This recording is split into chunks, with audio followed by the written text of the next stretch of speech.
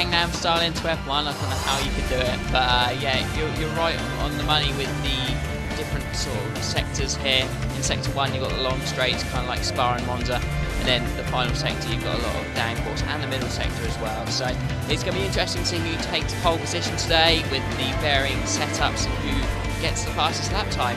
Ciaru is currently provisional pole by 4 thousandths to XRL Fearless, but let's get onto the track. We've only got 2.5 minutes left of qualifying, so... And at the moment, Ice Cold Andy is just going through turns 18 and 19 as we head towards the end of the third sector. He's in the Williams on the option tyres. Can he compete with the guys at the toggle through the final kink? This looks pretty solid. And look at that, 36.4, he goes third place. So that's good, solid performance from Ice Cold Andy. He's not been about for some time, and that's a very confident lap. Exactly, we haven't seen him on the track for a little while. He wasn't here last week, and bam, he gets it right into there. P3 on the grid, and LGS has surprised me. It's in P4 currently. Yeah, who's that in the Lotus near him? Taps is on 37.2. There's quite a big gap between sort of first and last in the qualifying, but very, very close between the top two. And I'm going to get on board with our current pole sitter, Ciaru, who's just about to start a lap. Well, in the meantime, I've got XRL Bobbert on mine. He's down at 11th place at the moment, so he's really got to find some pace. On the stream, XRL Michaels is saying he's bunged up with a cold. Commiserations to you. I've had that all last week. I don't know where it's come from. Middle of a hot summer and you get a cold. Typical Britain, really. Odd, isn't it? It's very, very odd. But XRL Michaels says, as this is my strongest track, any tips on myself for Korea? It's one of those where you've got to decide on whether you're one of these people who's confident with a car that's got low traction and high top-end speed, or if you're someone who'd rather get the speed in the corners and defend in your driving. It's one of those. Do you drive more like Sebastian Vettel in the Red Bull, or are you more kind of like Nico Hulkenberg in the Sauber? For me, what you want here is a car that's generally got good traction out of corners. A lot of the hairpin turns are easy places to get an overtake, especially if you start spinning the tyres and drifting wide. But as to how you set the car up for that, you're asking the wrong person. Yeah, that's right. Mainly on this game it is low aero nearly everywhere, but this track you do need that little bit more than usual. But at the same time, if you do that, you're either going to get mugged down the straight, or if you've got DRS, you're going to struggle to even make the overtakes. So it's a fine balancing act to make sure you get it right, you gear the car correctly, and have good race pace at the end of the day, especially for the guys in F1 to GP3 who have to do the heavy fuel runs. So in the meantime, XRL Bowett's going through the double kink of 12 into 13, gets a little bit wide there, almost fishtails the car into 14, kicks a bit of dust but keeps it in the white lines through 15, and now we're into 16, 17, gets a bit fishtail happy there, and he gets understeered very close to the AstroTurf but keeps it in through turn 18, into the long curve at 19, and then right into the final fast, not even really a corner, at 20 on the prime tyres. Big improvement, 38.1. Ciaru's done 36.1, he's improved. Fearless now going around the final corner. Is this an improvement? It's going to be close, actually. It's going to be very close. They're now about to go over the line, and Fearless improves as well, 36.1. Both finding a 10th, though I think it is Ciaru who just manages to keep it on top. Jess. And Mr. Indigo is on a hot lap in the option tyres for the Red Bull as he goes into turn 14. Oh, he hits the curb and that throws him off. All 4 tyres way off the circuit there. That's another one for the stewards to look at as he heads into turns 17 and 18. Gets poor entry into 17, compromises his exit, found the fast sweeper at 19, and then the kink at 20, stayed wide to the left, and gets a 36.8, so he makes a big improvement. Meanwhile, Velocity in the Lotus, that was Mr. Indigo. Velocity goes through turn 14 on the medium tyres, into 15 and 16, gets it okay on the edge there, and turns 17, 18, ooh, rides the curve, bit too much there, nearly spins the car, and into the fast sweeping right-hander at 19, and the kink at 20. Can he get on the 37.6? Doesn't look like it. No, he don't. Improvement. And LGS is to finish, and he does improve ever so slightly, but it's Ciaru who takes pole position by half a tenth. And then 3 tenths behind them, look who's there. Ice Cold Andy in 3rd place. So big performance from him. Also, Reese 26 for Lotus, former double champion. He's in 6th place. So that's a big improvement. F1 Nigel, 12th place. He's really got it all to do. Sean Bean, one of those who decided not to qualify. So that's going to be interesting in terms of what he can bring to the race, having started on fresher tyres. Lewis Hamilton, of course, didn't get a chance to qualify. So it'll be interesting to see what pace he has in the race as well. Exactly. Now, Velocity, he's down in P7 today. He was so unlucky at Singapore, disconnected after just a few laps, and he was winning the race quite comfortably.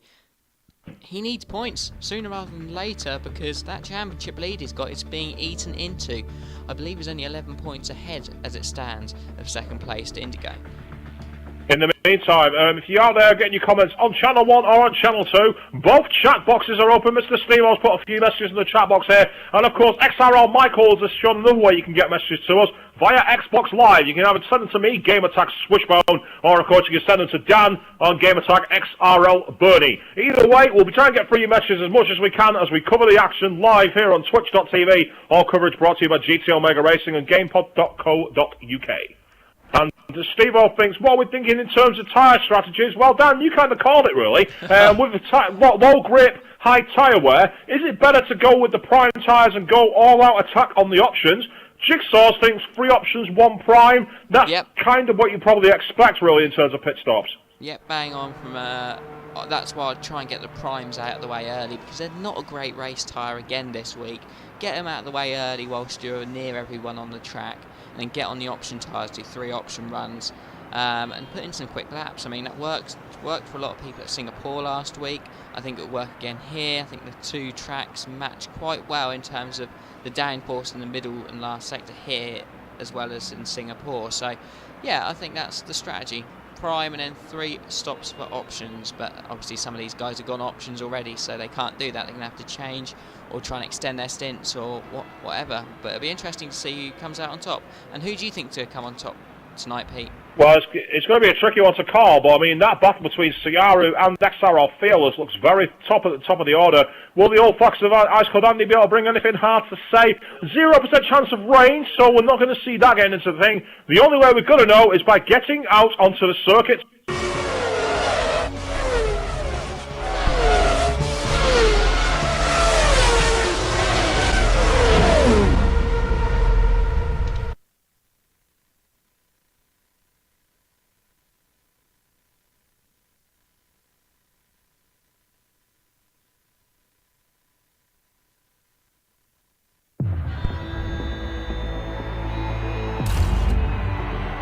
Outside the port city of Mokpo at the Yeongnam circuit in South Korea. High downforce, low downforce, it's all a matter of which way you choose to go. We're going to be getting our way out of the pit as soon as possible, and then we'll be here for 55 laps of the South Korean Grand Prix, the second leg of the Asian part of the race season. And when those 5 lights go out, we will be racing here at Yeongnam, South Korea. So it's lights out, and away they go.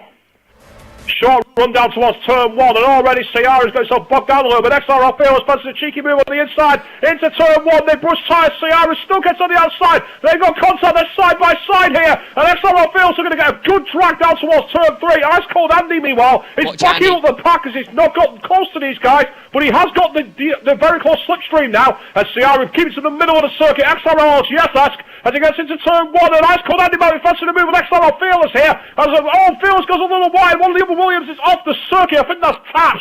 But amazingly, Ciara has started to pull away now using his curves. XRL Fearless in second place. And look at this. We've got XRL LGS and Ice Cold Andy. LGS fancies an inside move in turn 4. Can he stick it up the inside? Yes, he can. Great grip. Ice Cold Andy has to fight back into turn 5. There's contact made. LGS goes a little bit wide, but Ice Cold Andy has to get the move up. I think the Williams of taps just got deep. He literally just got deep. He didn't look like he got nudged or anything. Big action going further back there in the meantime. Reese 26 in P5 is all over the back of Ice Cold Andy, and then there's a huge cluster of cars. XRL Bobbitt's already in 6th place. He's done really well to get off the line here. LGS has started lagging already. We're not even at the end of the first lap, and we've already got that problem. No incidents to really report of early on. They all seem to get through the first lap pretty much unscathed at the moment. Just trying to go back. LGS is lagging badly. Ice Cold Andy nearly hit him twice there before he lagged big time ahead of him, and he's going off all over the circuit. This is not good at all. LGS's car looks like it's a bit of a liability here in a case of where it is on the circuit versus what we're seeing. Let's hope it doesn't continue, because otherwise we will probably have to stop him out on track. We'll give him a few laps though, just see if it settles it down. And Velocity is 7th place. NMR Mr. Inigo in 8th. Meanwhile, the McLaren at the back of the points is Steve-O. And then in the Mercedes in 10th place is F1 Nice. So he's gained a few places at the start of the Grand Prix. And now look at this. NMR Mr. Inigo making a move at the inside there. He's level with the sister Ferrari of XRL Bobbitt. He's on the option tyres, whereas Bobbitt is on the primes. They're side by side down towards turn 3. It's a pure drag race here. There's no other way to get through. On the brakes nice and late. Can NMR Mr. Inigo get the car stopped? Yes, he can. And he's looking at the back of X Velocity now, who's in real trouble because he's on the slower tyre. Gets in the slipstream, deploys a little of his curves, but saves something for the end of the race, going towards the outside of turn 4, trying to switch back. We saw Pastor Maldonado do this very well in 2013, but then Mr. Indigo's not got the grip. Up ahead, meanwhile, running in 5th place, we've got the Reese 26 all over the gearbox now of Ice Cold Andy, and meanwhile we've got a bit of a duel out front of XRL Fearless. Looks to go to the inside of Ciara during the fast chicane, and I think he may have actually got past here. Indeed, oh, he's very close. Look at that cigarette paperwork between them as they go into turn 11. Ciara goes quite wide, but XRL Fearless manages to not get enough traction to catch him. You must feel for Andy and Reese, who are behind LGS. I don't think LGS is lagging too badly now, but they, I think, can go a lot faster. And there's a bit of a gap forming between 2nd and 3rd now, so keep an eye on that. Yeah, exactly. They are in danger of getting dropped here. And again, LGS is that Ferrari's got in the mix and caused the problem. Ice Cold Andy is looking left and right, trying to find a way through. And at the same time, Reese 26 behind him. Again, no stranger, won 2 World Championships here in Excite Racing League. And it'll be interesting to see what he can bring to the table as Ice Cold Andy gets into the slipstream for LGS. DRS not yet available, but it will be available down towards turn 3. So all Ice Cold Andy needs to do now is get good traction here and catch up to the Ferrari. But look at the difference already. LGS gained about 3 or 4 car lengths there, and that could be a big difference maker. No DRS ahead, meanwhile. LGS here. No, there's not. And look at this. XRL Fearless up the inside, gets on the brakes, and Ciara tries to drive around the outside. But XRL Fearless muscles his way through into the lead as Ice Cold Andy manages to take 3rd place. But it looks like they're still side by side with LGS, and he filters back in front of him. Unbelievable stuff.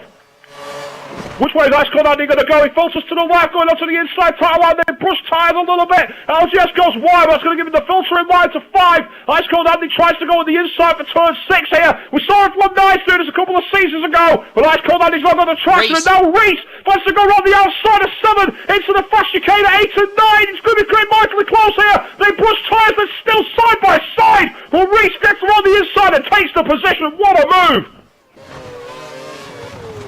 As LGS gets very poor traction through 10, and as a result of that, Reese gets a poor traction through 11. These guys are tripping over each other all the time. And all the Reese got behind, he's got lag. Reese gets 5-second lag on the 3rd lap of the race. What rotten luck!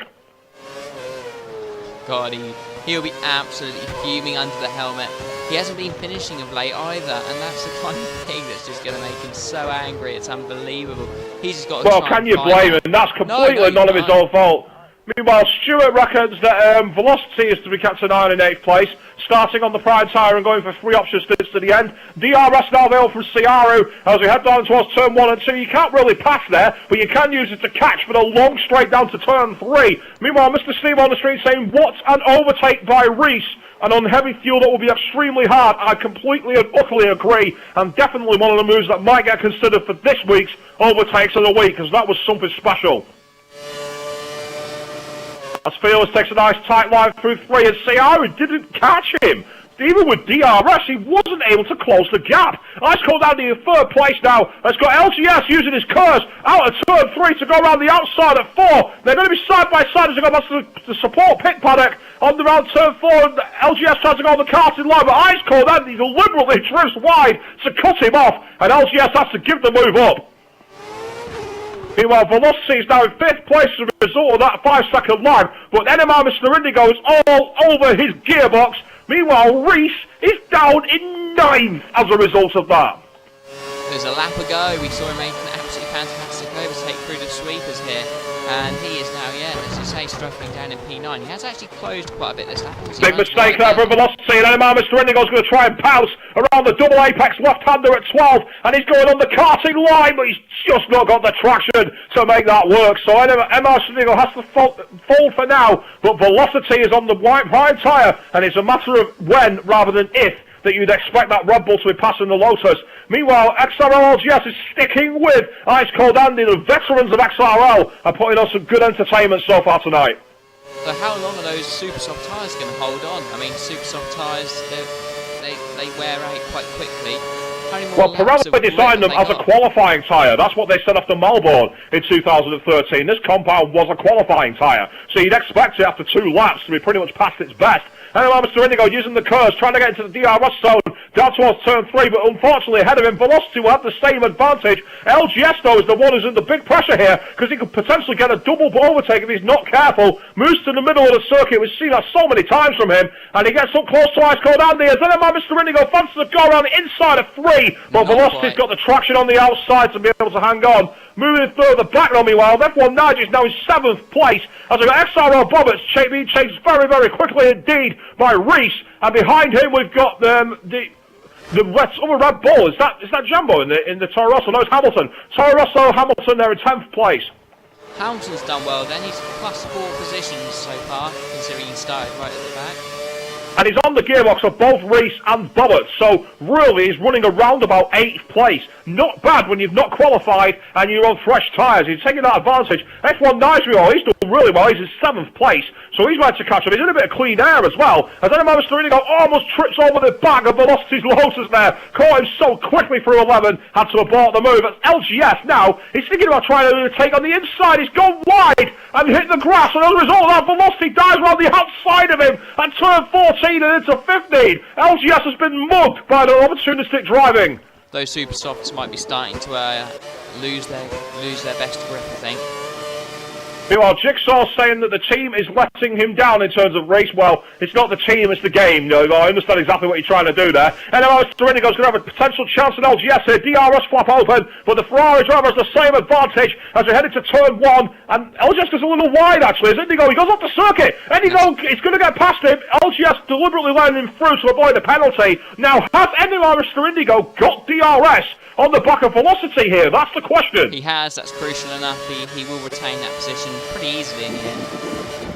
The DRS is very powerful on a circuit like Yeongnam here in South Korea. Long straights, very tight hairpins, so it's all about braking. And look at that, Ciara's now got quite a gap between him and Fearless, around about 1.5 seconds. I think that's outside DRS range. Critical from Fearless if he wants to mount a championship challenge in the second part of this season.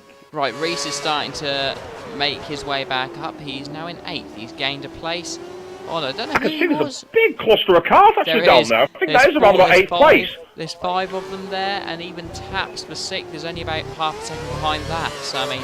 Yeah, so you've got Reese in 8th place, then you've got Hamilton in 9th for Toro Rosso, and then you've got Bobbert in 10th place for the Ferrari, and then you've also got behind him Steve-O 1989 in the McLaren. So they're all very close together. But meanwhile, up ahead, from 3rd down to 5th place are suddenly all close to each other as well. It seems to get huge clusters of cars altogether, which is a surprise. With the opening nature of the circuit where you've got a high speed, it's not one where you'd expect everyone to get stuck in traffic. But look at how the top 2 have just cleared away. That's what I'm saying, you'd expect them to just drive away, wouldn't you? Who's our race leader? Is it Ciara or is it Fearless? It's Fearless. It's Fearless who's leading at the moment. He's built about a couple of seconds up now as well, so it's looking quite good for him at this stage of the race anyway. The one who's looking pretty strong actually is Velocity, because Velocity is now in 4th place. He's only a few tenths behind Andy, who's gone off the circuit at turn 1, and he's going to drive on the inside of him at turn 2. And then Mr. Indigo's going to fancy a chance at Ice Cold Andy here, because I think he's going to have DRS. Indeed he does. Andy's gained a huge advantage, and the big loser is going to be Velocity, who's hit Mr. Indigo. I don't think he saw him. Indigo backs out of him, making sure he doesn't hit him, but he's going to get on the inside line for free. Can he get the traction on the outside? And so Velocity hangs on the inside. They're going to be very close together. Curves being deployed very, very tight here. But Velocity, look at the straight slide speed he's got. He's catching that Red Bull. Getting into turn 4, that's a late braking move. He's got the inside line. Indigo goes too far wide, and as a result, Velocity filters back into 4th place. Velocity should be able to make some easy pickings now, these guys on Super Soft. But can you argue that Ice Cold Andy gained an advantage by going off at turn 1, which forced him wide, let Velocity through, but yet allowed him across the DRS detection to get DRS? I don't know if it's deliberate or not. I mean, you can run wide at that corner. LGS did it a lap ago, so I don't know. I don't know. It didn't feel like it had like a deliberate sort of feel to it, but you never know. Meanwhile, Enema Mr. Indigos are going into turn 13, trying to keep as close as he can to the back of Velocity, who's got bad tail slip there, going into 15, really got that wrong, and into 16, coming very close here. Jigsaw's meanwhile on the stream is saying still some good racing for a poor track. We've seen that a few times this season. We saw it at Hungaroring. We saw a very good race there, despite it being a circuit, which is not very conducive. But that's cut down the boxes. He's decided he's going to get these boots off now. So Velocity's in third place. But Enema Mr. Indigo's got the DRS, and he's going to got the bit. He almost went into the back of him. He had to go off the circuit and take a face-off. LGS has got past him as a result of that. The braking of the Lotus caught him out, but good driving from Indigo to avoid doing a Mark Webber at Valencia in 2010.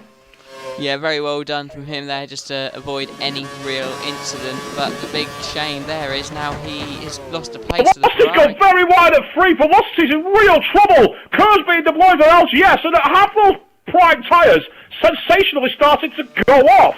If so, he's put himself in a compromised position for the rest of the race. And LGS trying to switch back line used normally in the rain, and that's going to put him ahead into turn 5. Can he make this stick? Oh, wonderful drive from LGS, a wonderfully intelligent pass. Overtake of the week quality, would you think, of that one? Or he set that up, he set it up very, very well there. He sets it up wonderfully. It was very intelligent driving, and again, it's not all about doing courageous moves. It's about intelligence. It's about cool. It's about pouncing on an opponent's opportunity. Look at the gap he started pulling out. Somehow, on those worn options, he's faring better than Velocity on the worn primes. We're only 8 laps into the race. How's Velocity got a setup that burns the tyres? We saw Jensen Button have this problem in 2012 at Canada, where he managed to make the soft tyre degrade as bad as the super soft. FIF Alonso says, nice to see F1 Nige back in the F1 division. Can't believe Nige is back. It's good to see, says Bryce's tag. Yeah, it was a bit of a shock when I saw him in the lobby. That was news to me completely. So needless to say, nice to see him back. He's racing quite well, currently running in P7, and he's actually catching up to the back of these guys because, in fact, no, I think he's got ahead of someone courtesy of lag there.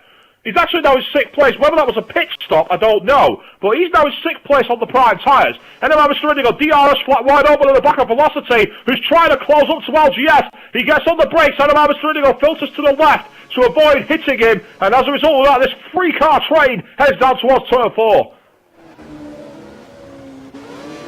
Steve, meanwhile, says at the end of his stint on options, he was still quicker than primes, and he thinks that due to the track, there's little difference in wear. Again, we've seen that a couple of times, haven't we? We saw that in this weekend's race at the Hungaroring in real life, where Williams said the tyre degradation was similar on the tyres, despite the pace being astronomically different. Right, and Mr. Indigo goes into turns 8 and 9, the fast sweeping chicane, as we head towards turn 10, and he might fancy a move into 11 here if Velocity makes a mistake. Indeed, he hits the inside curb, but Indigo was too tentative and didn't gain any pace whatsoever as we head on to the joint of turns 12 and 13, the double apex. And then into 14, and you can see that Indigo seems more confident than Velocity, getting the power down as we head into 15. Oh, he hits the inside curb and Indigo manages to ride it without spinning the car. Into 16, takes a bit of a wide line, that compromises his entry into 17, and then 18 up ahead, but LGS has started to drop these two, so LGS of the Ferrari is really looking strong, and he's got into the pits, and so is Indigo. Indigo's in, yeah.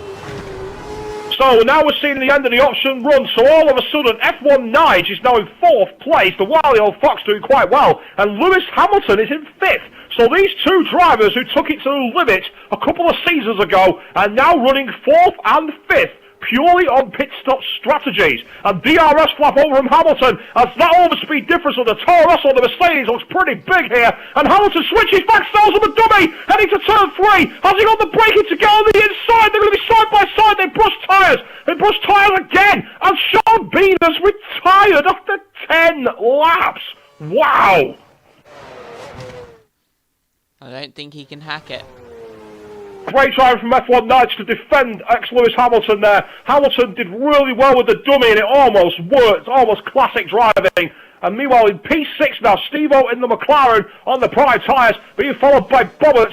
And then behind this pair, Once again, we've got Jambo. Not seen much of it this race in the Toro Rosso. He's also on the prime tyres. The options runners have come out quite far behind here, but there's a question of how powerful the undercut is, if it's powerful at all. Well, I had a look at Indigo and LTX just hit, didn't they? And Reese was not a million miles away from them, but he's still got to find quite a bit of time, so may not have worked out quite well. I'm not sure really how. Hamilton hits the wall there at 15, gets away with it into turn 16, got a bit of dust on the tyres, but he's staying close to F1 Nige in the Mercedes. An opportunity here for Hamilton to get himself towards the podium. It's been a long time since we've seen him up on that steps, so it'll be a welcome return for him, but it's been even longer since we've seen F1 Nige there. Meanwhile, the leaders are in the pits. I think that's both Ciara and Fearless have gone into the box, I think. Yes, it is. So Lewis Hamilton in third place almost rear ends F1 Nige. He's so much more confident on the brakes, but look how much power he's got out of turn 2. This is a great opportunity now for Hamilton. He's close right to F1 Nige. There goes the DRS flat, but F1 Nige sticking right to the right-hand side of the circuit and starts to filter back to the left. And Hamilton once again goes for the dummy at high speed, but F1 Nige has been able to cut him off, got the karting line. Hamilton tries to attack here and not got the traction off the corner.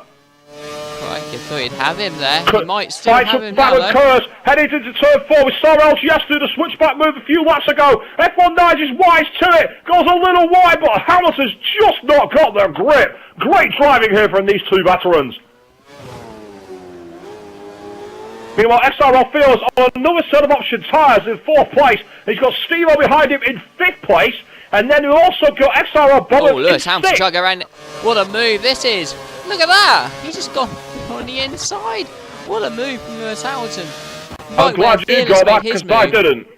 Oh, well, I wasn't completely looking, and then I just turned my head up, and then Lewis Hamilton was there. Just somehow made a move around the outside to get the inside, and that was a classy move from the Toro Rosso driver.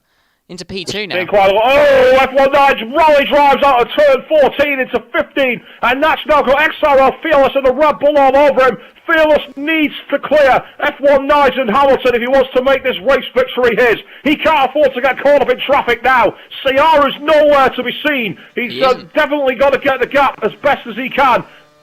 Could have the DRS here. XRL Fearless is on the option tyre, so he's got higher grip as he headed towards turn 1. Gets on the brakes. And F1 Nige is still able to fend him off. Goes close to the outside, gets a bit of tail slip though. XRL Fearless fights back with the curves. There's going to be an opportunity here. And F1 Nige sticks to the right-hand side of the circuit. We've seen it before. DRS over F1 Nige has the same advantage, but look at the overspeed difference. XRL Fearless on the fresher tyres is going to blast by on the outside, but can he make it work into turn 3? F1 Nige sticks to the inside line. Fearless just about keeps on the track, and he's going to make the brush contact on F1 Nige. He's now got the speed to go past him. Unbelievable! As headed to turn 4, XRL Fearless goes to the outside. He's going to try the karting line. They brush tyres. F1 Nige hooks the inside, where XRL Fearless finds grip and makes that move stick. F1 Nige though has got the inside line for 5. Has he got the inside line for 6? No, he hasn't. XRL Fearless goes through. Top driving there from both, and great respect for one another, and well, Fearless comes out on top, but Fearless and Ciara changing their strategies. Fearless has gone option, Ciara's gone option prime, so that's why he's nowhere to be found, because he hasn't got that same level of pace at this part of the race. Meanwhile, Riot's tag on the stream is asking, what's my opinion on the F1 2014 game I've seen so far? My answer is, it's not enough, and I'm not going to be buying it. Hence why this season is my last. I don't feel that they've added enough to the game, and with the way that they made Grid Autosport, I don't think the Codemasters will fix the inherent bugs that have ruined 4 F1 titles. And quite frankly, I could spend £40 in a better way. That's my opinion. What about you, Dan? What's your opinion? I'll be getting it, but that's only because I love F1 and want to race with these new cars. XRL Fearless dives on the inside of turn 1. Hamilton defends on the outside. Well, Fearless will surely have him here, as he's going to have the better traction, the better grip, and he's going to also have the crucial DRS down towards turn 3. There goes the flat for XRL Fearless, and that's going to be pretty much a case of waving as you go by. And I think, to be honest, that Hamilton knew he wasn't fighting him, but the person he is fighting is F1 Nige, who's very, very close to him, but at turn 3, he hangs on. Meanwhile, Jigsaw's asking, what about F1 for Xbox One? Well, apparently that's coming out at the start of 2015, and that's another reason why I don't think I'm going to buy 2014, because I think F1 2014 is going to be little more than an update to this game in order to put as much coding as possible into the Xbox One game, because I think Codemasters are going to put all their chips on the next generation.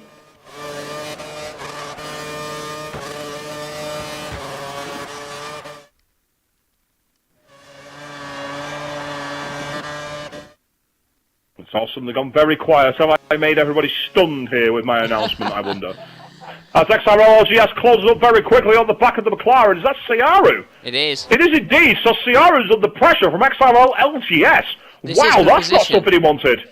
It's for position, exactly it is. And I think also behind him is NMR Mr. Indigo. Indeed, so Ciara's lost out big time here. Going to the prime tyres has really put him under pressure here. But LGS goes wide at turn 14 into 15. NMR Mr. Indigo's got better traction, but Indigo's just not close enough to gain an effective pass. As LGS starts to fight back to Ciara, the grip level's very obvious here. As LGS goes wide at turns 18 and 19, may have gained an advantage there as we head round the sweeper at turn 19 into 20. Look at Indigo, gets right into the slipstream, and LGS is under big pressure here, but NMR Mr. Indigo has not deployed his DRS. He doesn't want to get overtaken by LGS again. Curves being deployed by NMR Mr. Indigo, and also LGS, no doubt, to close down to Ciara. DRS flat open on both cars, and the McLaren driver Ciara under big pressure now. As XRL LGS uses his closing speed, pulls to the inside of the circuit. NMR Mr. Indigo follows in. They're both going to try and make a simultaneous pass. Ciara tries to go to the inside, there's contact. Ciara goes slightly off the circuit, nearly spins the vehicle. NMR Mr. Indigo goes through, but under clouded circumstances, I'm not sure how legal that pass was.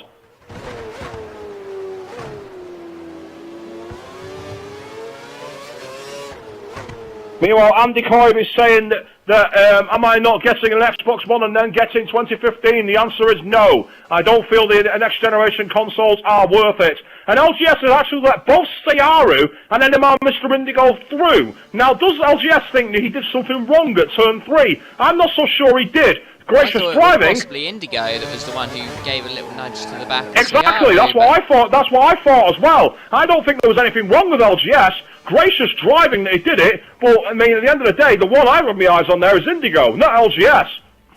That's another thing we're going to have to look at after the race. The stewards will have to look at after the race. And Valexi is now being harassed for the lead by Fearless. But all of this should really be helping our drivers in maybe not P3, because Hamilton's still on his first. Yeah, stop. Hamilton and Nigel there. And Fearless got the DRS flap open on the back of the Lotus of Velocity, has gone wide, the tyres are dead, and he sneaks at the inside. Fearless takes the position, and actually now Hamilton could be a big net gain here, because Hamilton has stayed out, but with the traction that Velocity showed, or should I say the little traction he showed, I'm not so sure that he's going to get much time. He's got DRS, and he has to cheeky re-overtake into turn 3, but XRL Fearless slams shut the door and goes, I don't think so, Sonny, and keeps his lead and heads down towards turn 4.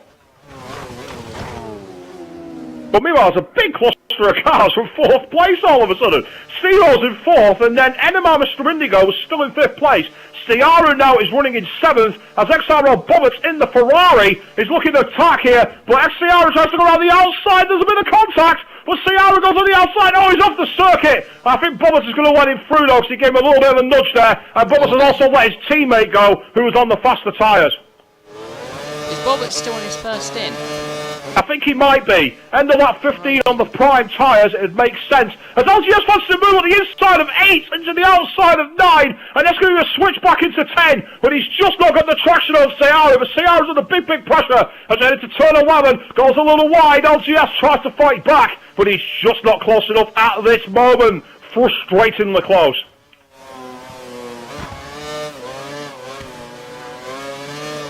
Meanwhile, XRL Fearless is living up to his name, according to XRL Michaels. Gutsy move on F1 Nige, I agree completely. He's making some really top overtakes and top driving in this first 15 laps of the race, that's for sure. NMR Mr. Indigo trying to close up on Steve-O, who's running in 4th place, and Hamilton is now in the box by the looks of it in the Toro Rosso, and I get the feeling the Velocity may also have gone through. So it's going to be interesting to see who's actually in the box there. Steve-O's now in 3rd place. And no, Hamilton's in. Velocity stayed out. So Velocity's still not giving up on his stint. That's amazing.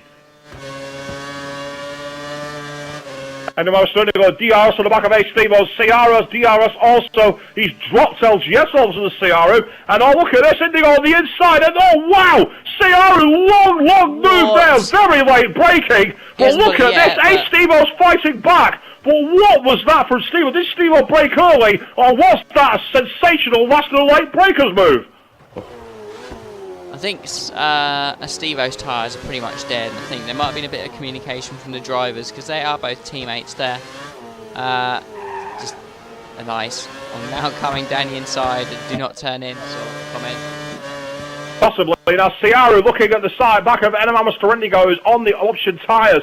Ciara being on the primes is compromising his pace on the short laps, but it will give him the better durability. And you can see that Indigo's starting to struggle a bit, going a bit wide through the faster apex of turn 10, and that's slowing down into 11. So Ciara's definitely closing on the back of that Red Bull, but at the end of the day, the one who's winning here is XRL Fearless, who's a long way up the road, having stayed on the option tyres. He will have to do prime. That is when others will close in. But do you gain all the time now? We remember back in 2009 at Bahrain when Toyota should have dominated that race, went onto the primes halfway through and lost it to Jenson Button's Brawn, who stayed on the options and went on the primes at the end. DRS on for Ciara, and he's not going to mess around here. He looks like he wanted to go at NMR Mr. Indigo, but he backs out on the move, definitely not wanting to get passed by the Red Bull down towards turn 3, and he deploys his curves off turn 2, off that little kink, and he's going to have to DRS to get past here, surely. There's a bit of a gap to close down if Indigo's using his DRS curves to defend, sorry. But look at the overspeed on this long straight. We saw Nico Hulkenberg use this to great effect in 2013. But NMR Mr. Indigo goes a bit too wide, and Ciara just not close enough to attack. No, he's not even using his curves to try and attack. He's realised that he can't really make the move there. Hey, Steve Omiwa is attacking the back of XRL LGS. He goes a little wide, actually, at turn 4. LGS he doesn't go a little wide. He goes very wide. He's almost got into Mokpo itself there. But yeah, he retains position at 5. Now, was that an advantage gained by going off track there? I don't know.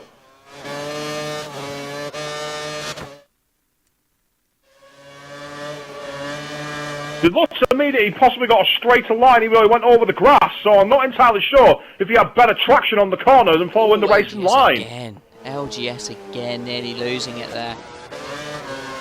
It's funny because for someone who always goes on to me about watching out for corner cutting and extending, I see LGS do it a hell of a lot. Ooh, going in pretty harsh there, so. It's the truth, and the truth will set us free. Free from the shackles that Bernie imposes. Yeah, many drivers and teams have wished that. Speaking of Bernie, he's announced today apparently that Melbourne have retained their contract for the season opening race in Australia until 2020. Very good news, because Melbourne's one of the classic circuits. It's nice to always see us going down to Australia at the start of the season. That's kind of made my day in terms of F1 news that has. There was talk about Bahrain, wasn't there? I think they've realised that for logistics it's better to do Australia, as Race 26 has got one of the Toro Rossos on the outside. That might be Hamilton, who's got the DRS, who's blasting past him from 6th place into 7th. And yeah, it is indeed Hamilton who goes through. So Reese down to 7th place, but he tries to fight back on the inside. Behind him in the Mercedes, meanwhile, F1 Nige. So F1 Nige has got a car to pass to catch up to his sparring partner of Hamilton. They've both been racing really hard this race. It's nice to see these two old foxes locking horns and putting on some good driving here. And Reese 26 goes around the middle of the turn 4. Gets a little wide on exit, but he's not going to be too badly compromised. And F1 Nige under pressure from Jambo, the sister Toro Rosso driver, who's under pressure from the Red Bull behind him, which is none other than the Lotus of Velocity, who's down in 10th after all this late running. Reese has had a decent race, considering that 5-second lag probably couldn't have come at a worse stage, because he lost so many places because of it. And it's just put him F1 Nige is really hustling the back of his Lotus at the moment. F1 Nige is all over that like an unwanted rash. going through 12 and 13, and into 14. Now he's made a mistake, and Jambo's all over him, and they're going to almost be side by side into 15. That's suicidal, but somehow they don't hit each other, and into 16 they're somehow side by side without hitting. This is a clinic in how to race here, viewers. F1 Nice goes off the circuit, and Jambo now fancies a move, and he gets hit by Velocity. What was that? That was madness. Well, it went from surgery to butchery there. It's hard to know which way it went. It just looked as if F1 Nige just like got the rear of Reese. Just he lost a bit of traction. Jambo tried to get on the inside, couldn't quite do it. He lost a little bit of traction. Just nudging with the side. Velocity's got DRS on the back of both F1 Nige and Race, and F1 Nige sells in the dummy. Velocity looks at the back of his teammate, and he's going to try and do the pair of them into turn 3, but he's actually got the brakes too late and has lost out to both of them. Bit of an anticlimactic ending, because that looked like it could have been a brilliant pass. Well, Nige is free now. That's a positive he can take from that. He'll be trying to chase down the Ferrari in front of LGS. Oh, meanwhile, actually, Velocity tries right at the inside of his teammate at turn 4, and he's got the inside line for 5, and that's going to take him round through 6. Very intelligent from Velocity. I don't know how much his teammate fought him, but he had to make that move work from 3 corners back, and he set it up beautifully. Meanwhile, on the stream, a comment has been saying that X-Velocity is still in a great place for the race win, because he'll be a lot faster than Fearless when he goes on the primes, and practice proved he gained a lot of time. But he's lost it's difficult to say. Time. He's lost so much well, Fearless has just gone over the start-finish line now. Indigo's only just gone into 18. Sayaru in 3rd is already gone through. Yeah, it's pretty much a pit stop. There's no way, unless it's a safety car or something, that can change, because... Or a fire truck. Or a fire truck, yeah, that's a good point. But, you know, although he's got Fearless got primes to run... Hamilton with DRS on the back of Ice Cold Andy, goes to the inside of turn 1, and he's going to go through. Yes, he is. I think Ice Cold Andy will let him go there on purpose, but while the old Fox wants DRS down towards turn 3, and he deploys all his curves to close the gap, and this is a world champion driving like one here to try and close that. Look at the difference already, and that shows you why it's stupid to have DRS zones right after each other, because Ice Cold Andy's going to attack on the outside. Hamilton pushes him though. He's in position, but he almost forced him off track there. I'm not sure if that was legal. Meanwhile, F1 Nige is being chased very, very quickly by Velocity in the Lotus, but he's just not close enough to attack the Mercedes. And Ice Cold Andy has to stay behind the Toro Rosso of Hamilton. Hamilton manages to retain position.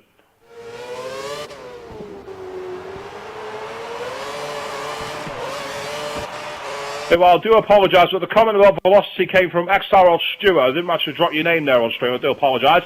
And again, if you've got your messages, you can get them on the stream, either via the chat box on Channel 1 or Channel 2, or you can send them via Xbox Live to myself or XRL Bernie. Either way, get your comments in, and we'll happily try and go through as many as we can. Now, running down in 7th place, F1 Nige on the option tyres, getting a little bit of pace here and catching up to Ice Cold Andy. Well, there's a duel we've not commentated on for some time, isn't it? F1 Nige and Ice Cold Andy.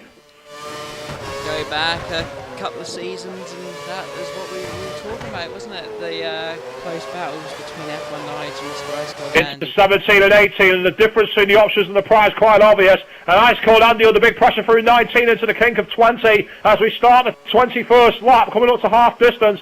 DRS open from F1 Nige, but I know for a fact he won't be attempting to pass. He gets as close as he can, almost touches the diffuser with his front wing, and already he's on the attack. He's going to be side by side of the detection line. That's brilliant for F1 Nige. Well, look at that fight back there as Ice Cold Andy deploys his curves. F1 Nige tucks into the slipstream, DRS flat wide open, and look at this meanwhile. Velocity on the outside is going to try and split the pair of them. On the inside, can he make this stick? That'll be a sensational overtake. F1 Nige is going to go on the inside. They're 3 abreast out of 3, but what driving! Wow! Unbelievable, F1 Nige goes through, but that overtake from Velocity was superb. Well, F1 Nige fancies to move at the inside of 4. Velocity's not going to make it easy as we go into turn 5. Now, Velocity, for me, that was an overtake. F1 Nige goes around the outside. Has he got the inside line for 6? Yes, he has. Oh, and he's side pod glitch Velocity. The side pod glitch has claimed the Lotus driver. Now, that's an anticlimax. Such good driving up until that point. you could see it was going to happen as well. I mean, Velexi had nowhere to go, and Nige sort of made a bit of an ambitious move, to say the least.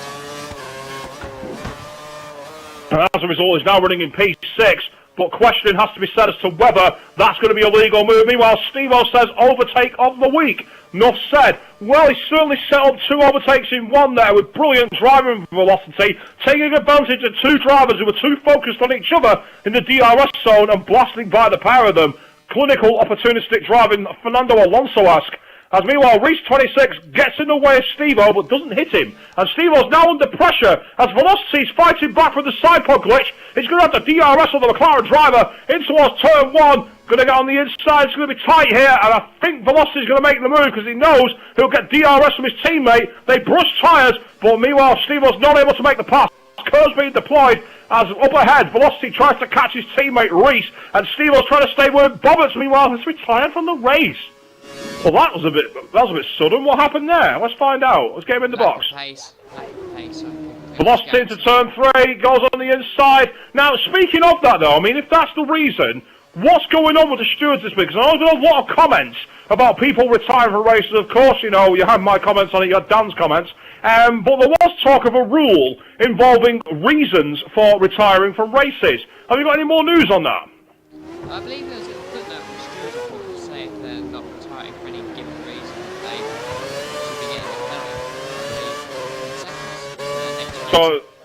So it's a question of finding out what the reason for the retirement was. As Steve-O goes wide at turn 8, and what a move for Reese on the inside of the bash chicane. And Steve-O's lost all traction and lost his front wing as he tried to fight back. He's got a puncher. That has ruined it. Thomas, meanwhile, has asked me to join the party. Please get him into the box. Or I suppose I could, actually. It doesn't make a difference. That's fine. I'll get him in there. Meanwhile, on the stream, another comment from XRL Stewart says, over for Velocity now, poor from Nige. Well, we've also had a defence on the stream, meanwhile, from Mr. Steve-O, who thinks that what happened is that he actually turned in to hit Nige, and that caused a side pod glitch. Meanwhile, Bobbers, we saw you retire from the race. What happened there? Well, I think a side pod glitch happened with Nige and Alexi's come back out on track right in my path, and he's caused me to smash him. So that was, no offence to Alexi, but that is absolutely awful driving. And he completely... Right, I mean, meanwhile, Steve-O's now retired from the race. What's going on here? Car's falling out of the field altogether. No, I mean, would you... Wing being broken. Well, considering where I've lost it on track, the amount of time that I'm going to be losing. XRL LGS attacking around the outside of Reese 26. Sorry to cut across here as you go into turn 4, and that's a great move from LGS, taking advantage of the clacked out tyres that Reese is running on the Lotus. He now moves up to 8th place. Just one other thing I would like to mention, don't be sorted, but on lap 2, one, like to hit me off, and he gives me back, so... Yeah, his driving was absolutely awful tonight. Well, I appreciate you're obviously not feeling the best, but all things will be looked at by the stewards after the race. But commiserations to you, Bobbert. Hopefully you'll do better in Suzuka, Japan. I hope so. Let's see, here we go. Thank you very much for your comments. Meanwhile, Steve, we'll go over to you. What caused your retirement? Reese pushed me off the track, smacked the curb, knocked my front wing off, punched her, and I was miles behind everyone, so there's no point carrying on. I was only going to come last anyway. Got it written down, don't worry. I mean, we are going to obviously... Sorry, go on, Bobbert. I'll let you speak first. It wasn't completely his fault, but he just pushed me off onto the curb, and then the curb obviously just auto-spun me straight into the wall. Yeah, I mean, it's frustrating when that kind of thing happens, but big commiserations. Obviously, running for a lower points position, which would have been nice for this part of the season. Looking forward to Suzuka. Do you think you got much more of a chance there? Well, I don't know. I've never even practiced there, so I'm going to have to practice. Put in the effort. Now, this is interesting. Sayaru's in the lead because XRL Fearless has been into the pits, but is on fresh...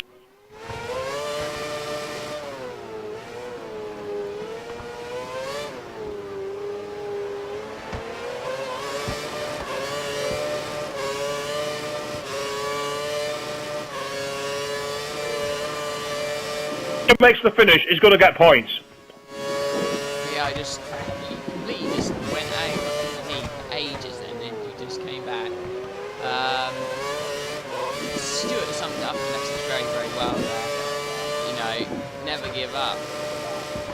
You shouldn't give up. You never know what's going to happen.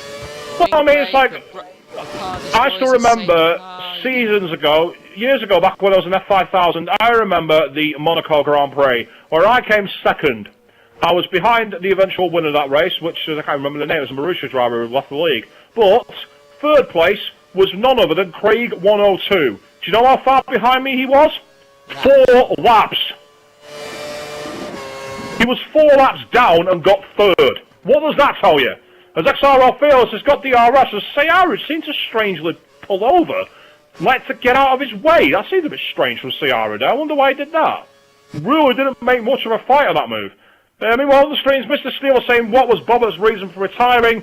Just appears that he couldn't really carry on after the accident involving himself and F1 Nigel and Velocity. So, again, all these things will be investigated by the stewards because they're the ones who make the final decisions ultimately in terms as to whether all the rules have been followed. But it's a bit disappointing because with the amount of drivers who dropped out, you know, I mean, some of the drivers now at the back who've not quite had the pace today, the likes of Reese 26, for instance, are on for some decent points, purely by hanging around and making sure to make the finish.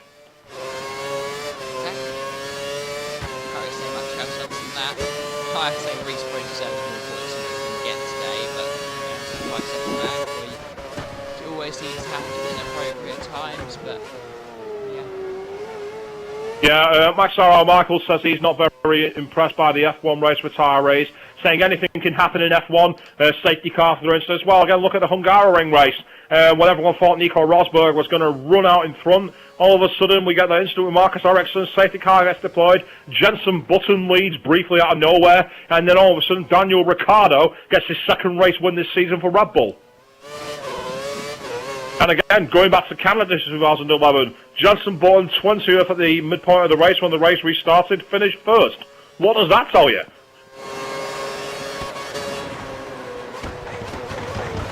Third place now, F1 Nice in the Mercedes on the option tyres, being changed by Edelman, Mr. Indigo on the Red Bull on the Primes. Meanwhile, running in P5th is Velocity on another set of the options.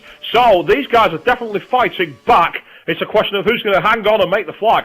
DRS wide open from Indigo. Red Bull's attacking the Mercedes of F1 Nice. He's overshot the corner. He's going to go off here, and F1 Nice is going to go through. Now, has Velocity followed him? Yep. Yes, he has. Indigo's overshot his braking and lost out big time. This is important for the championship because I believe Indigo was gaining in on Velocity, but now he's not as it stands, with Velocity now making that move. And Mr. Indigo goes a bit, watches as well, so goes a bit wide there at turn 7, but it's just not got the traction on these prime tyres to close up. And Velocity now is attacking F1 Nige, and there's one person on track who's not made it easy to overtake him usually, is F1 Nige, so it's going to get quite entertaining. As they go through lap 10, into turn 11, and Velocity rides the curb nice and well there, trying to keep close. And Indigo, despite being on the slower compound, is not giving up. Now, meanwhile, on the screen, Daniel Ricciardo is a champion of the future, according to Mr. Stevo. Jigsaw's, meanwhile, follows up immediately with the classic comment of a question of if he gets given a good car. How many drivers can you say that about in the past? Look at Fernando Alonso. Should he be a 3-time world champion by now? You'd expect so. Should Kimi Raikkonen be a double world champion? You'd expect so. It's one of those things. You've got it. Lewis Hamilton. Should he be a double or even triple champion? No. You'd expect so. But it's the fact is you need the right car at the right time. And Daniel Ricciardo's proven, in a car that's difficult to drive, he's got the edge over a few people on the field and has really shown that he had a lot of pace hidden by that Toro Rosso. Good on him. Ricciardo and Alonso should be teammates. Well, it's an interesting comment, but before we can carry on that discussion, Velocity gets DRS, goes past F1 Nice, and then Mr. Indigo fancies slinking up the inside of turn 3, and he makes amends for his mistake last lap. It's a little tail slip, though. How's F1 Nice getting a bit... Oh, no, Reese 26 has lost connection! We're down to 9 drivers here, and we're only just past the halfway point. Wow! That confirms what I think I need to do for next season, set up in terms of race distance. I think gone will be the days where we have 100% race distances in this league, because people obviously can't do it. I think that's said it right there. I don't think we'll have all of the races 50%. There's still races in there, but I think the guys have proved it tonight. They, again, this division especially is the worst. They just can't hack it. XRL Boberts on the stream saying drivers dance tonight for some drivers equals awful. It's a marathon, not a sprint. Well, yeah, you raise a point, but how many times have we seen that in real life F1? We've seen drive like Kimi Räikkönen at Abu Dhabi in 2013, for instance. Yeah, it started at the back, but what was the point in clashing with a caterer at the first corner when you're driving in a Lotus? You know, we've seen that so many times from real life drivers. It's disappointing, and I feel sorry for you. Meanwhile, Writer's Tag says, Boberts, stop quoting, you don't deserve to. I don't understand what he means by that. You might want to clarify that one. Meanwhile, Steve-O says he hears rumours of Grosjean being linked to a possible McLaren seat, with Button and Magnussen not secured, and Eric Buller is linked to Lotus. Yeah, I've heard that one, but I've also heard that Nico Hulkenberg has tendered his services as well. McLaren apparently has said that they want it to be based on longevity. I'll carry on with that comment in a minute. As then Mr. Indigo goes to turn 3, and a big mistake for Velocity has gone wide and up the circuit, and then Mr. Indigo now goes ahead. How close is Velocity to taking that position back? Not close enough. So, in the meantime, going back to my point then about McLaren, they're saying they're basing it off longevity because they want to get the right partner with the new engine things for Honda. Now, that's why Button might stick around for a few seasons, because he's very popular in Japan, and Honda no doubt will want the PR in the home country, and McLaren could do with some good publicity in Asia. So, he might stick around for one more season. Meanwhile, Hamilton's got an inside move, looking up here at the back of LGS, who returns 8 and 9. Can he make the stick around the outside? No, he can't. LGS defends beautifully into turn 10, and the Ferrari driver's making this difficult, but Hamilton fancies a sneaky move up to turn 11, but has to back out of it. Meanwhile, Jigsaw's according, it says that Ricciardo is good with cars with low downforce, seen up in Toro Rosso, and he's outshining Vettel because he's used to low downforce. And he'd also say he'd like to point out at the start of the season that, Grosjean, me and Steve said, and I said no. Well, I mean, the thing about Grosjean is he's not really proved himself this season. It's ironic. I know the Lotus is terrible, but the one driver who's kept quiet and got on with the job is Maldonado, which has surprised me no end after his comments last season. DRS-assisted pass from LGS, from Hamilton and LGS. But I think LGS is eyeing up DRSing him back down towards turn 3 here.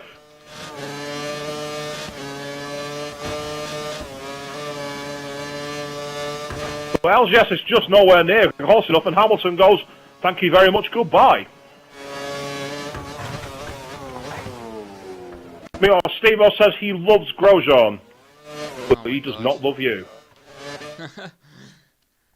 Ascot Andy, meanwhile, is running in P8. F1 Nice now in P9, and Fearless, well, leading from the front in P1. As I say, I mean, I get the feeling, though, that McLaren will probably keep Jenson Button. They may consider replacing Magnussen, but they do think very highly of him, and he's been developed as their driver. So it's a tricky equation. It might be you might see them change their driver lineup in 2016, when a lot of the heavy hitters will come available. That's when the likes of Alonso, Vettel, and also Hamilton are all out of contract respectfully. And McLaren, well, they're a legend team, they've got a lot of legacy, and they've brought a lot of world championships, like Ferrari.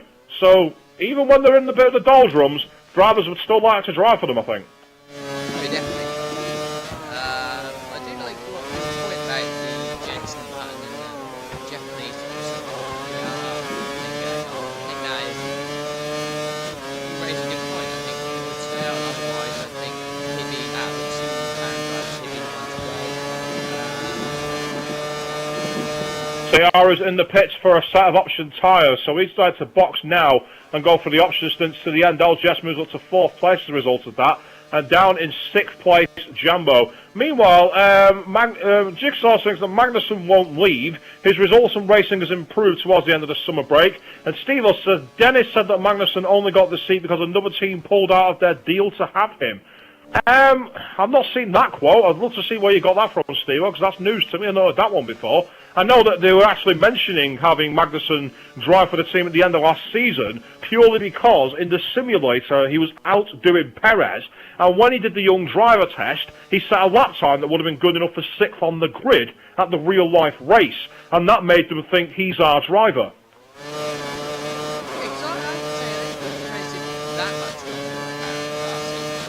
I don't think he did either. I think he was very hard done by.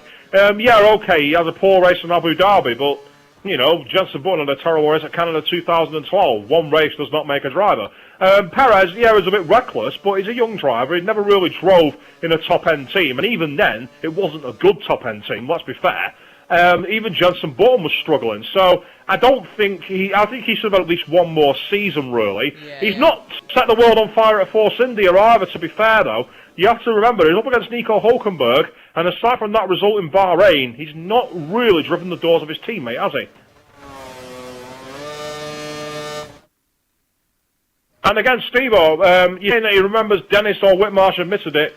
Remember is one thing, find the source for it. Because I know that Martin Whitmarsh was saying the reason Perez left was because they had Magnussen. That's what he said, quoting sealed in Autosport. So unless he's changed his mind for a different media source, I don't know. It wouldn't surprise me, because it happens all the time in motorsport. Meanwhile, Emma Strindigo has just been blasted past by, I think that's ex-Lewis Hamilton in the Toro Rosso there, and Hamilton now is second place. Great job.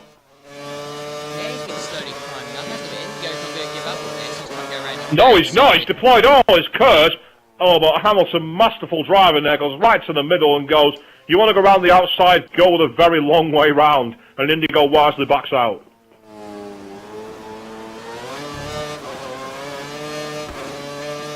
Well, I thought I saw someone sent me a message, and it's Stuart. He believes that Fearless is one step of a heart of Sierra, but he still has a chance. If Fearless can get a stop on Sierra's second stint, Sierra can do it third stint. It's all a matter of pace overall through the race with the tyres, isn't it? I get the feeling that Sierra is not going to find this easy, and I think Fearless now is the odds-on favourite. But just because you're favourite doesn't mean you'll win. Anything can happen. We've seen disconnections, we've seen people crash, we've seen these curves shoot people off. I mean, anything can happen around here and on this game. So, although you're leading, that means nothing unless you actually finish in first and go over the line.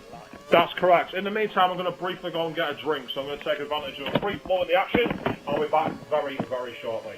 Right, well, Spinch Bone Nicky took just line my mic up and do the same, but who doesn't make too much difference. LGS and people, and a small group of cars. There's small gaps between them, and Sierra will be closing in on this gap to, I believe that's Jericho and P5.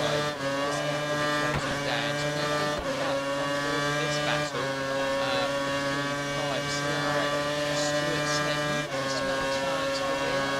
He's got one chance. I don't think that chance is very big.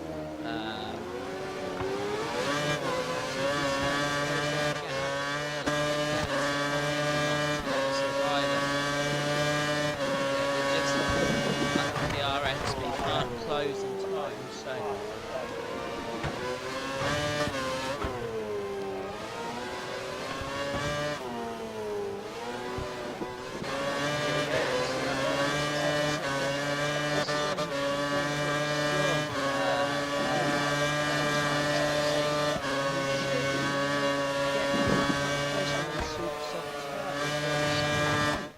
in front of him is Jeremy through on the same tyre compound. Too much in it, but Fearless has been in the league of his own today, controlling this race, and well, this is starting to get a little bit closer again. Sierra's just starting to close in. Stuart sends me a message. Stuart says, Swish, getting a drink. He's falling into your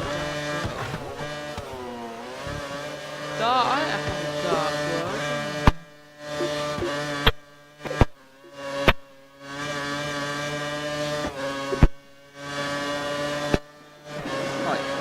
Send me a message saying give us a rundown. I was going to give you a rundown and there was a few time in some sort of course on tracks. We're going to give you a quick rundown. We've got Fearless in the lead. Lewis Hamilton really impressing today in P2 in the Toro Rosso. He's sort of gone under the radar a little bit with Indigo in P3. It's good with his championship push because Lexington's a little bit further down. Currently the last position, P9. Indigo in P3, P4 is LGS, P5 is Jambo, so Toro Rosso having a decent day today. Ciaru in P6 and in P7, he's just sort of gone backwards in the race. F1 9, Nate and the Lexington 9. Reese retiring, probably for no reason if I'm honest. I do feel for him slightly because of his lag right at the start, putting him way out of position. He didn't deserve that. Sean Bean, from what I'm guessing, probably a rage quit, and then the two broken wings of Bobbitts and Steve-O that will be investigated after the race, but you know that kind of ruined their races. Anyway, back onto the track, and I reckon Ciaru must be getting pretty close to catching up to Jambo, if not made his move. Let's get there right now. Indigo still keeping an eye on the car in front. LGS is now being sort of nearly dragged into this scrap. Jambo's closing in on LGS, and likewise for Ciaru. Ciaru hasn't quite closed to the extent that I thought he would in these last couple of laps, and he needs to if he wants to finish up in a decent points playing position. LGS is really suffering with his time. He wants to try to get boxes, and he does. So Ciaru boxes gives Jambo some roads to run into, gives he's going at the DRS, and that might mean that the car behind him, Ciaru, might have a go going into turn 3. Let's see, he's just sending out a message on the Right, I'm sorry about that. Unfortunately, my headset broke halfway through the stream. Alright, Ciaru does make Luckily, the move, luckily I had a backup.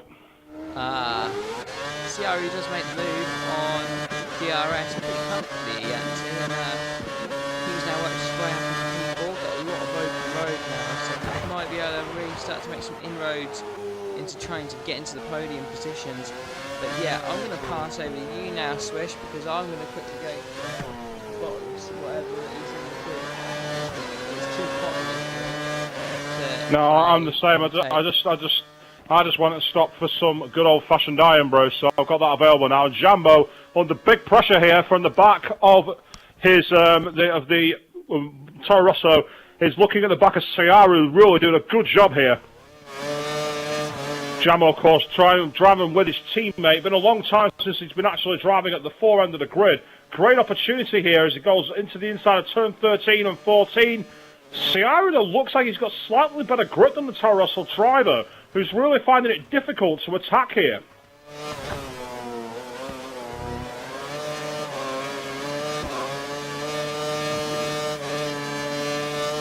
And even being on the option tyres, Jambo's just not closed the gap at the moment. Really not managing to make this work.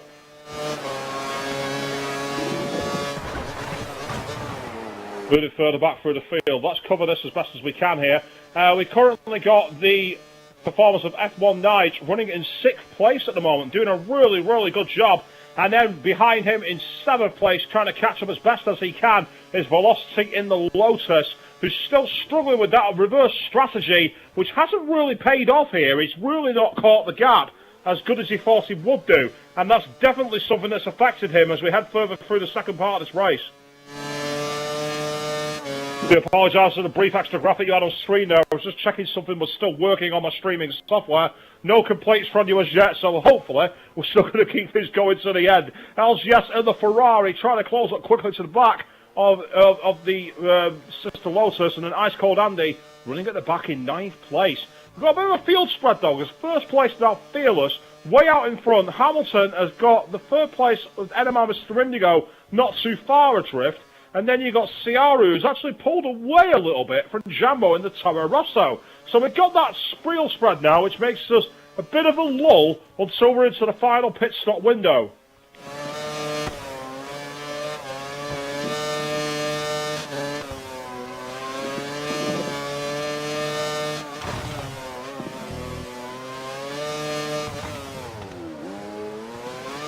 Yeah, XRL Michael saying he thinks Hamilton should leave Mercedes if they favour Rosberg, and then also he should jump to Ferrari partner Alonso. Good luck with that one. Vettel to fill the Mercedes seat, Hulkenberg to Red Bull would be his dream lineup, And meanwhile, XRL Stewards is saying, mid-race brakes, it isn't ITV F1. Well, no, but at the same time, they will probably have water bottles in their commentary box. I don't.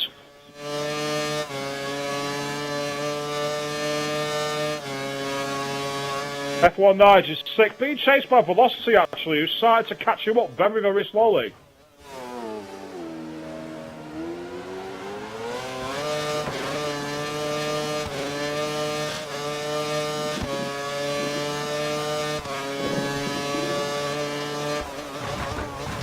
But Velocity just not quite close enough to F1 Nige. Gap's coming down slightly, but he's still not actually in that position to attack here. As we move further forward, in 5th, Jambo in the Toro Rosso, falling away from Ciaru in the McLaren.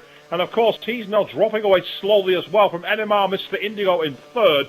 2nd place, we've got ex-Lewis Hamilton for Toro Rosso doing a great job. Out in front though, XRL Fearless has got a monstrous gap on these guys. He's really drove the perfect race here at Yeongnam, South Korea. So in the meantime, viewers, we'll go back towards where the action is. It looks like it's going to be F1 Nige, and for the moment, also behind him, Velocity in the Lotus. Those guys are the closest on circuit, so we're going to stick with them for now. As we head through 15 and 16, looking pretty strong. F1 Nige kicking up the dust actually on the outside there, making life difficult. Through 17 into 18 and 19. And F1 Nige actually definitely got the grip, not quite the same level as Velocity in the Lotus. Now Velocity's close enough for the DRS, so we're going to see some fireworks shortly. Down into turn 1, Velocity uses the overspeed to get as close as he can. And Velocity now is staring at the back of F1 Nige, going down towards turn 3. Big opportunity here for the Lotus driver.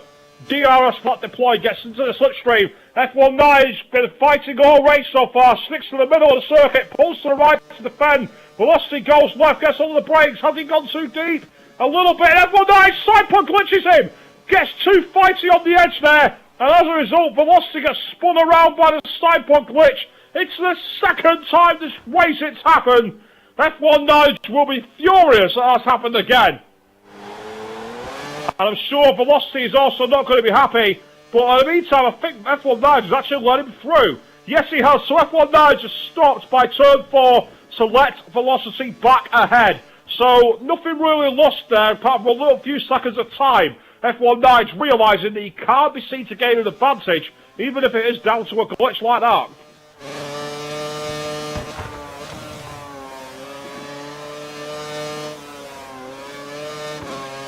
Meanwhile, XRL Stewart just simply says touche to my response to the mid-race brakes comment. Very good, you know your place. And Ciaru now is attacking the back of NMR Mr. Indigo in the Red Bull, and this is going to be a bit of a duel down towards turn 3, you'd suspect.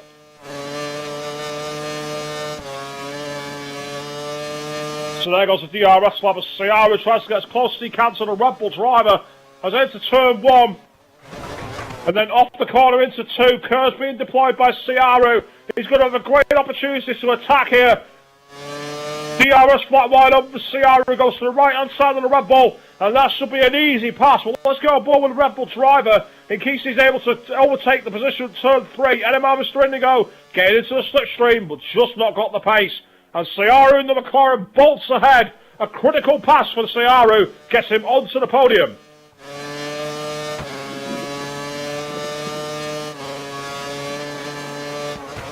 NMR Mr. Indigo going through turn 4, trying to get close to Ciaru into 5. Ciaru's really bringing that McLaren, getting wide on the outside apexes there, getting little pace and speed from the tyres. Moving further back, meanwhile, I think we've got the battle again of F1 Nige and Velocity being joined into turn 4. Velocity goes wide, and F1 Nige is going to have the outside line for 5 as a result, but F1 Nige is not giving up. And wow, what an overtake! Drove clean round the outside of him. They brush tyres at turn 7, and Velocity has to give it up.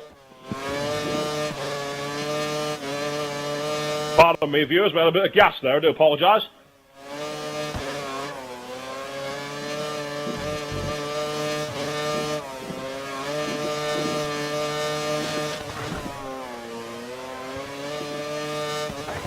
Velocity going through 12 and 13, trying to get as close as he can to the back of F1 Nige, who's managed to get ahead of him in that opportunistic pass at turn 6. but already F1 Nice just broke ahead of him and actually gained time and ground on the driver. F1 Nice really not having the easiest return race here to the X-Type Racing League. Korea, not the best circuit to come back into, it has to be said. Getting a bit wide at the turn 21, and that allows Velocity to get close enough for DRS. Flat goes wide open as we head into turn 1 and 2. Velocity in the lowness. Oh, on 4 tyres over the inside. He's got to be careful he doesn't do that too much, or that will be a penalty. Getting off the outside of turn 2, down towards 3, and we will expect the DRS. There goes the flat. How much overspeed advantage has he got here? F1 Nice stays in the middle of the circuit. Velocity fancies the outside line. Gets dangerously close to the marbles. Tries to switch back. But F1 Nice has the superior grip and retains 6th place for now. Velocity dives at the inside of turn 4, picks up some marbles on the tyres, and he goes very, very tight to the inside corner. F1 Nice tries to fight back around the outside of 5, and that's going to give him the inside line for turn 6. He's done this before in this race, and he's forced Velocity wide, but they're still beside side up the hill going through the kink of 7. They brush tyres twice, and a third time into turn 8, they're side by side. Velocity tries to make a move around the outside. Oh, and he's been hit by Nice!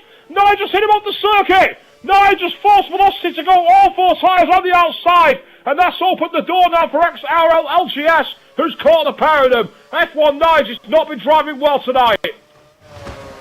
So what's been happening? I just caught that one. Anything else happened within maybe the last 5 laps or so? We're seeing quite a few drivers getting dangerously close to each other at set points in the race. These 3 drivers are the ones leading the fight. Sayaru, meanwhile, has closed the gap up, getting into 3rd place, so he's managed to clear this pack, and he's now got himself back on the podium. And XRL LGS sizing up the back of this pair. A bit too far behind though. Velocity with DRS. He's going to fancy a go on F1 Nice here, and I don't think he's going to wait. Oh, he's hit F1 Nice! F1 Nice, as a result, LGS has hit him! This is silly driving. What are these guys doing? They just need to take a moment to reflect on certain things after this race. LGS has been badly compromised now because he's being chased very quickly by Ice Cold Andy in the Williams, and Ice Cold Andy's going to go around the outside as Velocity fancies the inside turn 3, but Ice Cold Andy just about gets little traction on the outside, and LGS is just able to hang on, but that was all caused by that homicidal driving at turn 1 by F1 Nice and Velocity, who once again come close to hitting each other at turn 4. Velocity's going to have the outside line to 5. He's going to try and beat F1 Nice at his own game. F1 Nice goes deliberately wide at 5. Velocity tries to chop back at 6. These 2 are getting perilously close. Ice Cold Andy fancies to move on XRL LGS. Velocity trying to drive on the inside of 8 into the fast sweeper of 9. This is where he got hit off the circuit. And once again they brush tyres, but Velocity hangs on. Going through turn 10. Velocity's just been able to resist.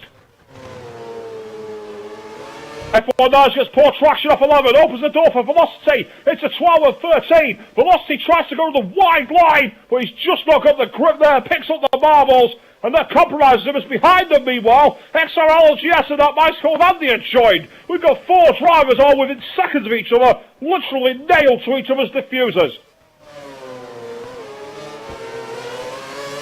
Who are you on board with? Oh, I'm board with Mr. Ice Cold Andy, try to get past the Ferrari of LGS. I'm surprised really. Someone's in the box, I don't know who that was. And Andy fancies to move to turn 1. That's all 4 tyres over, surely. Place will be given back down the straight with Meanwhile, Velocity with DRS on the back of F1 Nice, getting into the slipstream of the Mercedes driver is a long way back though. Unless he fancies a suicidal late braking move, he's not going to have a chance here. And Velocity realises that, hangs on, goes into the apex beautifully. F1 Nice, the Wario Fox is fighting, but whether it's been clean or not is up to you. F1 behind us, I've called Andy goes ahead of XRL LGS. And he's going to hunt these now. Velocity gets lay on the brakes. F1 Nice goes very wide at turn 4. And at the same time gets good traction on the inside. And they hit each other again. F1 Nice has hit Velocity off the track. And Velocity loses out to Ice Cold Andy as a result of that. And next time LGS will drag past him down towards turn 8. This has been homicidal driving from F1 Nice. Really shocking from an ex-world champion.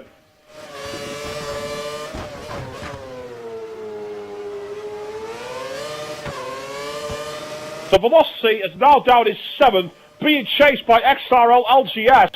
And meanwhile, behind them, I believe that's one of the Red Bulls. No, it's actually Jambo with the Toro Rosso is now in 9th place. I can never tell those cars apart from a long distance. It's so difficult. I know what you mean. So yeah, these... Well, I would have thought Jambo would be involved in this thing. He is, isn't he? So it's a 5-way scrap for a 5th. As Nige pulls out of that pretty quickly. Well, Nige goes into the box. I get the feeling he wants to avoid being involved in any more collisions. DRS open from LGS on the back of Velocity, who's trying to catch up to Ice Cold Andy in the Williams. And meanwhile, Jambo's stuck to the back of LGS.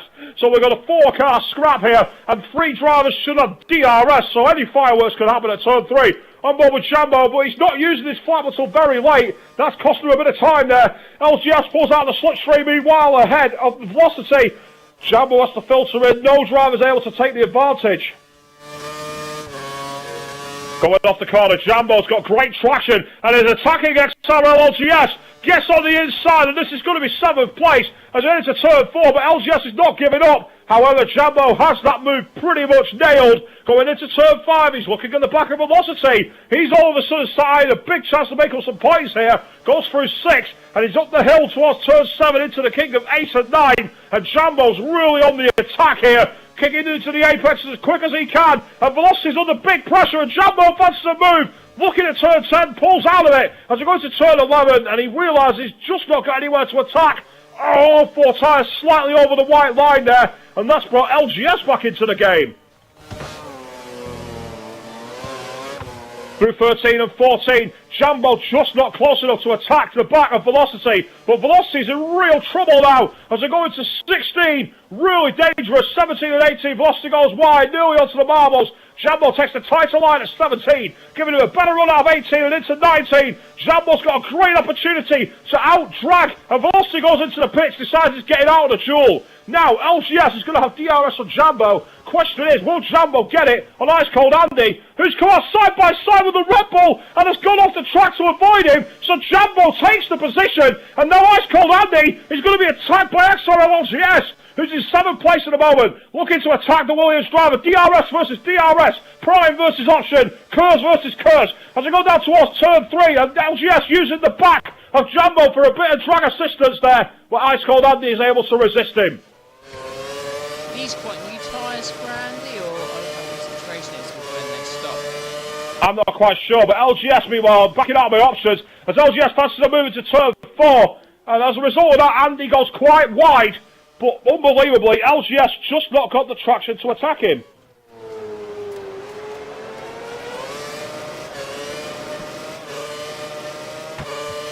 Meanwhile, one of the people sent me a Stewart. Yep, XRL Stewart has caused Velocity to side pod twice and 2 hits off the track.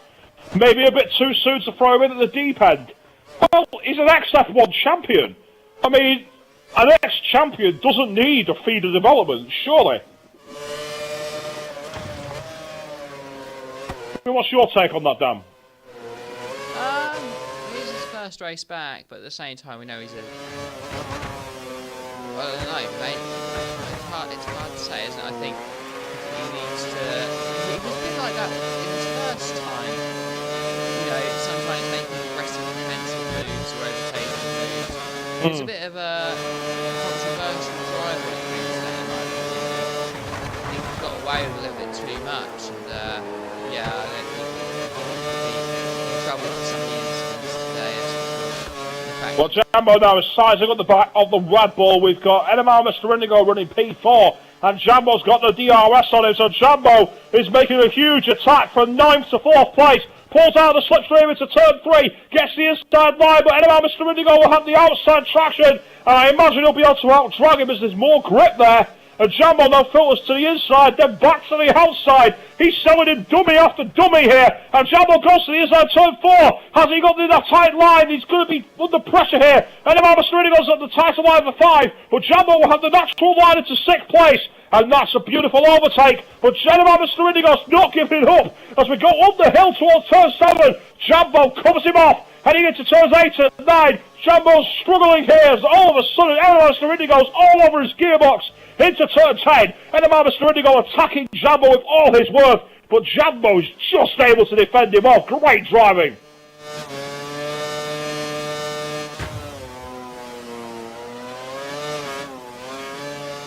Meanwhile, just a quick question, Dan. How many people have you got watching on your stream?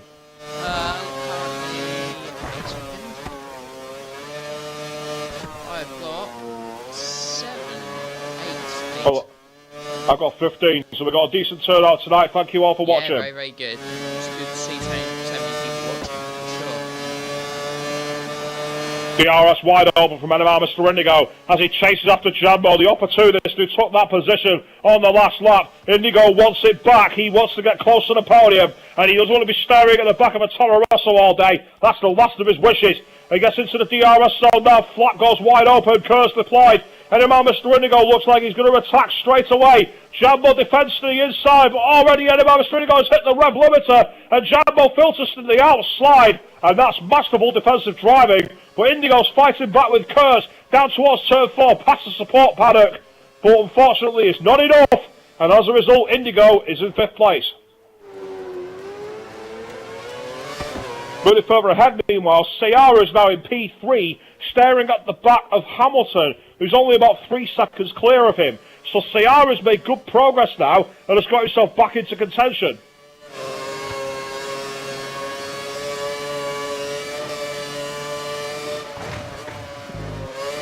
But Jambo, meanwhile, is still under pressure from Enema Mr. Indigo as they go through turn 11. Indigo's all over him.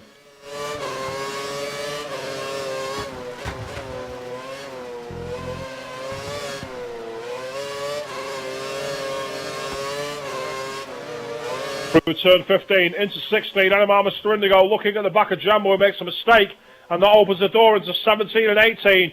But Indigo's got a bit too wide there, got a little poor traction into 18, and Jambo's able to drive away from him through 19. Not close enough. Flat wide open and Curse deployed. Enema Mr. Indigo attacking the back of Jambo into turn 1. Oh, gets too close and greedy on the curbs there. Gets poor traction out of it as a result, and Indigo's under pressure now as they head through down towards turn 3. DRS flat wide open. Enema Mr. Indigo pulls out the slipstream, and Jambo. Oh wait, he's on the brakes, and I think Enema Mr. Indigo's going to be forced wide here, but he's on the more traction line, and Indigo makes that move stick. Didn't think anything was going to happen there, and then all of a sudden, Jambo nearly came flying down the inside. Ciara really closing in on Lewis Hamilton. I think he's blue now. Lewis Hamilton's really surprised me, Sam. I'm very surprised he's doing as well as he is. I don't know why I'm sure he's surprised, but... Well, Hamilton's proven himself to be a driver who's able to really mix up with the big guys in the past. We've seen that so many times. So I'm not surprised that he's there, but he's taken advantage of the retirees as Jambo took a look in turn 10. Just not close enough though. Enema Mr. Indigo Jambo putting on the clinic here as Indigo goes wide at turn 11. So that allows Jambo to have an opportunity around the double apex at 12. He's on the wider line, close to the marbles, but Jambo's not giving up. And he fancies the inside line at 13 and 14. Enema Mr. Indigo goes a bit too wide into 15. You can't go side by side through here, but Jambo somehow does it. What an overtake on the outside there. Yeah, he just had... Indigo was just a little bit squeezed on the inside, had to ride the curve and then settle the car, whereas Jambo had the natural line around there. But it's not over yet, that's for sure. Indigo's fighting back. Indeed, and he's got a DRS already, but Jambo's had to kind of chopped across him at turn 1. But the Enema Mr. Indigo's now going to have the DRS down towards turn 3, and we've seen this as a very powerful overtaking place here. Long, straight, high speed, and with low DRS reduction, it's pretty much candy from a baby. As meanwhile, Jambo pulls out the slipstream, watches as Enema Mr. Indigo goes by him. Can Indigo get the car stopped in time? Can we see a reprisal from Jambo to take it down towards turn 4? Jambo filters into 5th place, but he's looking at the back of Enema Mr. Indigo, who's really on the attack here. And Indigo's under big pressure now because Jambo's going to have the inside line for 4, but he's just too far behind to affect a pass.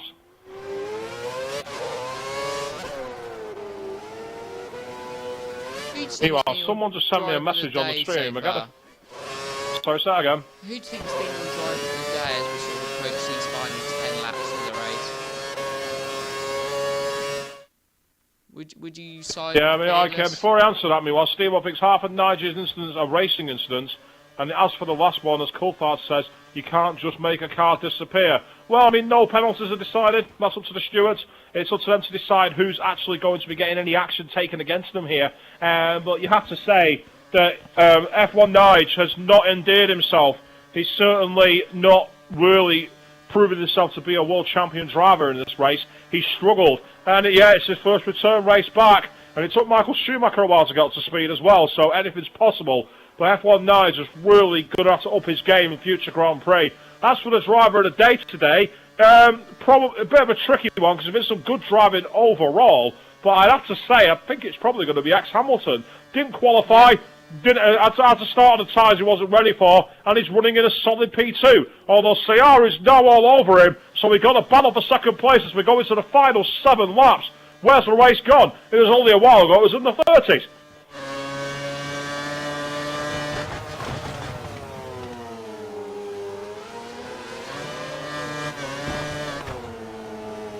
I mean, would you say that Hamilton's your driver of the day, or have you got someone else in mind?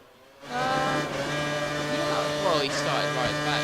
He started 14th on the grid, and he missed out second. So, yes, I think he has to be driver of the day.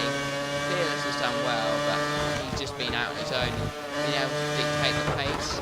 So, a bit of a boring race for him in that sense. But, yeah, I'll have to agree. There's not really anyone else who stood out. Indigo's always going to finish up there. He's finished 4th. Jambo, good to see him doing so well.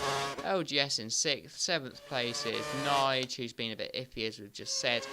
8th is Velexity, who has been a bit of a disappointment today, but he will be feeling very aggrieved with that one. He lost a lot of time from the car, from the side pod glitches. He'll feel that he should probably be about 4th place.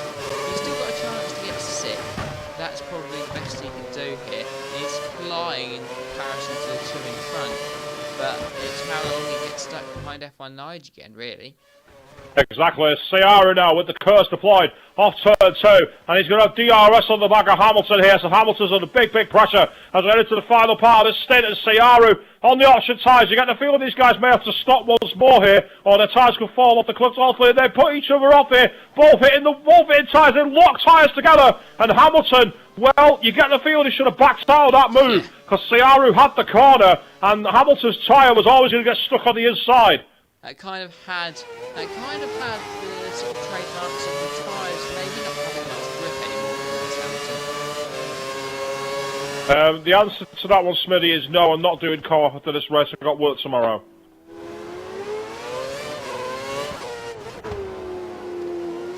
Meanwhile, we've got a bit of a battle going on here because Jambo has managed to effect a pass on NMR Mr. Indigo.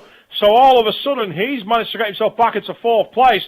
Indigo is back on the battle once again, and behind them, we've got another one as F1 Nige, XRL LGS, and I think that's Velocity, are all over each other again. Unbelievable.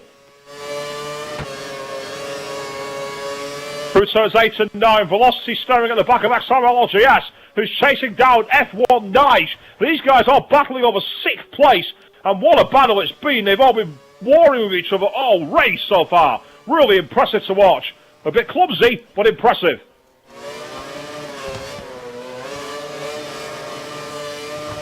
Into 15, and LGS under big pressure on the prime tyres as Velocity's got all the grip in the world on the options, but LGS is very stubborn, much like a test match batsman who won't be removed. He's making sure it's very difficult for Velocity to get by him at the moment. But Velocity fancies a chance. He's not going to wait here, and he's going to use the DRS to go past him down to turn 1. Will he be close enough to Nige to get the DRS into turn 3? That's the big question, because if he doesn't, LGS should go past him. The exit out of turn 1 was amazingly good.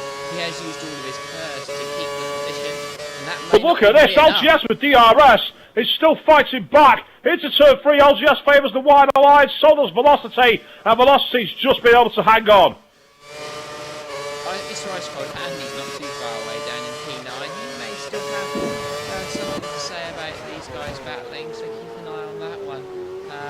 But round 3 now between Velocity and F1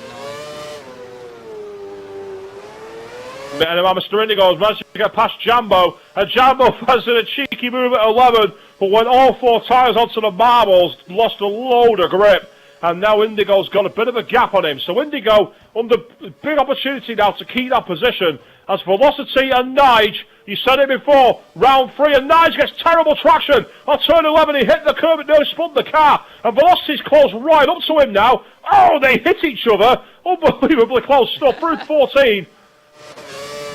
Well, this is hardly a surprise. Going through turn 15, Velocity keeping as close as he can to F1 Nige, who's gone through 16 into 17 and 18. Velocity staring at F1 Nige and Mercedes, who's probably going to be under a ton of investigations after this race. Through 19 into 20, F1 Nige wants to keep the position. Velocity wants to take it. We're into the final 5 laps. Anything's possible here in Korea. Oh, as Velocity smashes into the back of Nige, who had got caught by the braking distance, and now Ice Cold Andy is all over his gearbox. DRS open. DRS From not both available LGS and from Ice Cold Andy. LGS and Andy are looking at the pair, looking at Velocity, who's on the inside of turn 3. LGS has to back out though, he can't follow Ice Cold Andy through. So now, Ice Cold Andy and F1 Nige, the 2 former world champions, and they're going to be in a duel shortly as well. As Jambo and Mr. Indigo have filtered away from each other slightly. So at the moment, this 4-car scrap for 6th place. Unbelievable. This is what a way to end the race here. Velocity in 8th place, got LGS behind him, staring ahead at Ice Cold Andy, who's looking very quickly at F1 Nige. F1 Nige, though, has shown himself to be extremely stubborn and extremely hard to pass.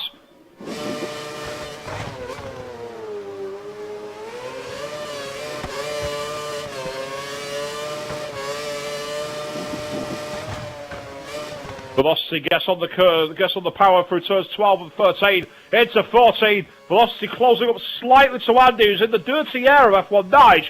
But Velocity's not finding it easy either, following that Williams. And all the drivers struggling through Sector 3. And this is why I hate these sections. All you do is get drivers going off the circuit and struggling. It's like it's not racing.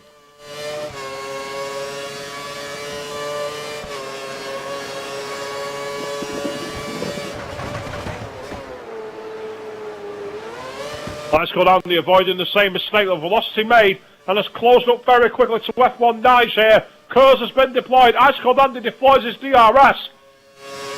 Pulls out the slipstream to the left. Oh, F1 Nige made a sudden move and they made contact. Now, yes, he made one move, so technically he's within the spirit and within the rules, but it's hard to see if that was a fair move then, because he shot without warning and hit Andy, who didn't get any damage but lost all momentum. I mean, you're being awfully quiet. What's your opinion on it? I'm just keeping an eye. He's pushing it. Well, all of a sudden, F1 Nige has got Ice Cold Andy and Velocity over him. Going through turn 8. Ice Cold Andy fancies the wide outside line. F1 Nige covers him off. Into 10th, he goes a bit wide at turn 10. That settles him up a bit wrong for turn 11, but he manages to catch it. And Velocity is now staring very quickly at the back of Ice Cold Andy. We got a 3-car scrap for 6th place here as we go through 12 and 13 into 14. And Velocity really getting on the power into 15. Ice Cold Andy getting a little wide there, kicking up the dust into 16. And as a result now, F1 Nige getting a bit ragged as the tyre life starts to fail. Into 17 and 18. Are these drivers going to hit the cliff? And are we going to see them planning to do one final stop here? F1 Nige stays out, so does Andy, so does Velocity. So the 3-car scrap carries on. DRS over the Lotus driver. Ice Cold Andy has a chance. And Velocity looks on the inside. What was that? He went right through the corner. Fortunately, didn't gain any advantage. That was good driving from the end to avoid anything, because that could have been a hell of a lot worse. DRS open from Ice Cold Andy. F1 Nige defence to the right. He's started filtering back already. F1 Ice Cold Andy drives on the outside. F1 Nige hits the car. There's going to be a drag race out turn 3. And F1 Nige is going to have to give that one up. Andy will be happy with 6th. He can keep that, but it's not over yet. Especially if he goes that wide at turn 4.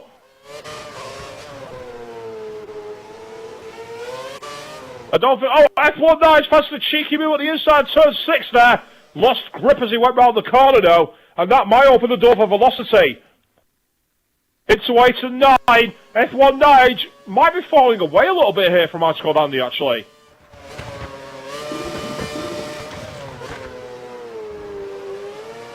F1 Nige gets poor tail slip at the outside of turn 11 as we're into 12 and 13. F1 Nige making it as difficult as he can for Velocity, trying to retain 7th place, which wouldn't be a bad result for the veteran coming back for the first time in a while. Oh, all 4 tyres over the outside though, not what they needed. Meanwhile, all's quiet on the streaming chat comments. People have all had to say, it would seem. And Velocity now has caught right up to F1 Nige, and Ice Cold Andy's got a gap on him. So Velocity fans is making a move. DRS will be available, but he's got to make sure he doesn't brake too late and hit F1 Nige. And he realises that this time goes right into turn 1 beautifully, and trying to size up the Mercedes driver as they go out of turn 2. But look at that gap that F1 Nige pulled out there. Just got great traction off the corner. DRS open, Velocity pulls out the slipstream, but he's hit the drift limiter too early. However, he's got ahead, and F1 Nige fans to move at the inside, and they both avoid hitting each other. Great driving from them both there, as Velocity finally gets past F1 Nige. And the big sigh of relief you will hear will be heard in Shanghai from Velocity there. He will be very relieved to have passed F1 Nige. Do you reckon he can have a go at the Sky Sky on the last lap? Doubtful. I think the tyre wear is going to be too much. Well, the man we've not spoken a lot about, of course, is XRL Fearless. He's out in the lead, way out in front, and he's already on the final lap. Just gone through turn 2, so he's well on his way. Sayara's behind him by about 8 seconds. Not a bad recovery, and Hamilton still on for a podium in 3rd place. That really is something remarkable. And Jambo in 4th. Great race for Toro Rosso here. A 3rd and 4th place, 27 points. That'd be something spectacular. And now Mr. Indigo meanwhile 5th place. He'll be disappointed with that. Ice Cold Andy will be happy with 6th. But Velocity and F1 Nige, their duel is not over as we head to the final lap. While F1 Nige has got DRS, it's not going to be close enough.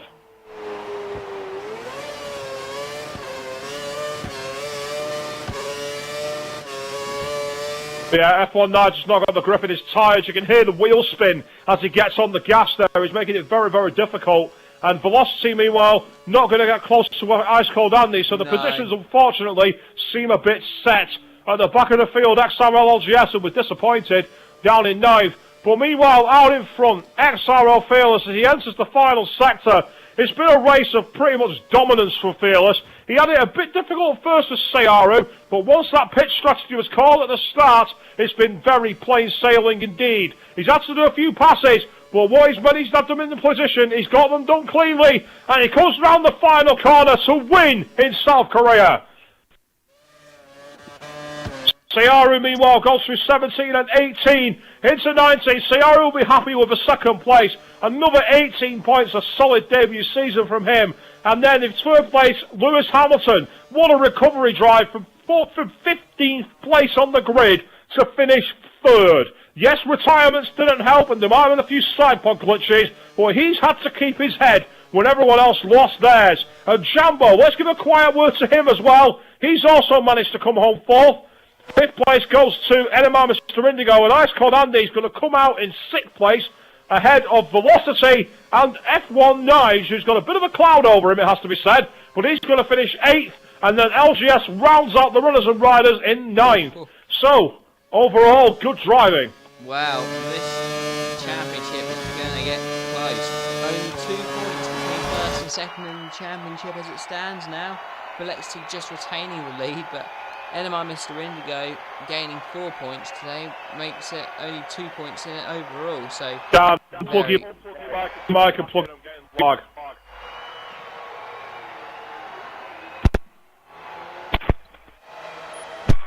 Right. Well, while we wait for the guys